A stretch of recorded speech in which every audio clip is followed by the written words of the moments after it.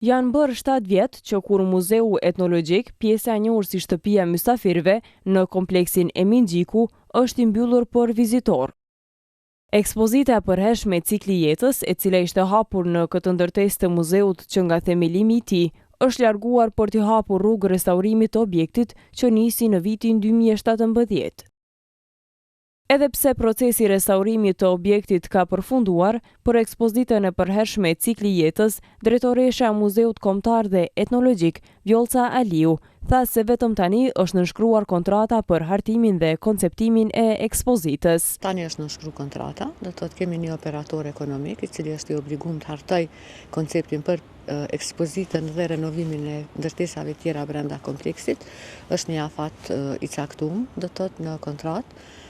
8 muaj deri në 1 vit, do të thotë, dhe në momentin që ajo përfundohet, atëherë besoj se ne do të jemi të gatshëm ta instalojmë ekspozitën. Njohësi i trashëgimisë kulturore, arkeologu Enver Exhaj për Muzeun Etnologjik, tha se ka mbetur jo funksional, si pasojë e prurjes së artefakteve nga Muzeu Kombëtar në atë etnologjik. Në Muzeun Etnologjik apo etnografik, që thuhet, janë bërë dëpunime në pjesërisht në objektin matricior, sepse është objekti fund shekullit 18 dhe 19, ato objektet që të gjinollëve, por pavarësisht asaj, në kohën e fundit në punimet që po zhvillohen në Muzeun Kombëtar, artefaktet cilat gjenden, etnologjike apo etnografike dhe arkeologjike pjesërisht janë bart atje, edhe ka mbetë muzeu atje në de facto jo funksion të plot që shkërkohet. E drejtoresha e muzeut Vjollca Aliu faktin që një pjesë e artefakteve të cilat dikur ishin pjesë e Muzeut Kombëtar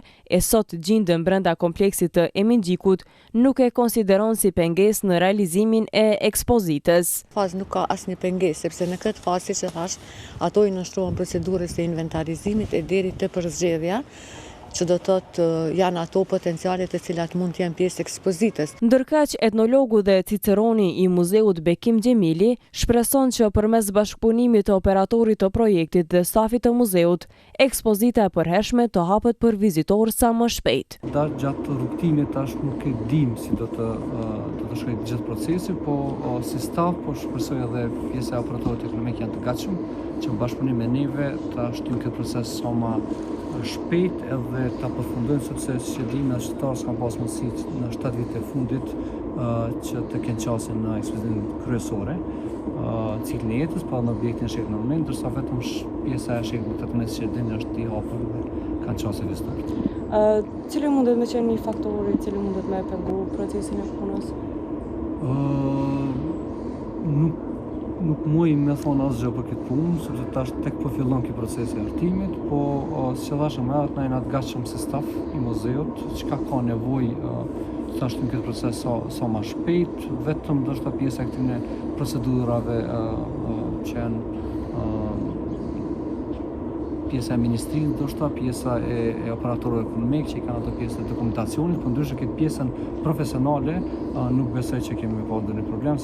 Muzeu Etnologjik në Prishtinë nuk është i vetmi që nuk është i hapur për vizitor. Ka edhe disa objekte të tjera kulturore që janë në proces të rinovimit. Krejt kjo po krijon vështirësi për ata të cilët merren me turizmin kulturor në kryeqytet. Të paktën, kështu thot edhe ekspertja turizmit Eleonora Qeku. Është një fenomen këtu në Prishtinë, mas shumë ti mundem me thonë, që muzejt do me thonë janë në renovim, mirë po këtë renovime si duket janë duke u zgjatur aq shumë, sa që ne që merremi me grupe cilat vinë me turistë huaj, po na sjell mjaft të lashe. Sidomos këtu në Prishtinë, e cila është qendra e Kosovës, sa na përket ne, që i kemi vizitat në programe, sidomos unë që punoj me japonez, ju e dini se japonez janë mjaft të përpikt. Vitin 2024, pas që kisha muzeun arkeologjik në program, ka marrë dhe dënime nga vizitorët, do me thonë jam dënuar për shkak të mos vizitës në për muze.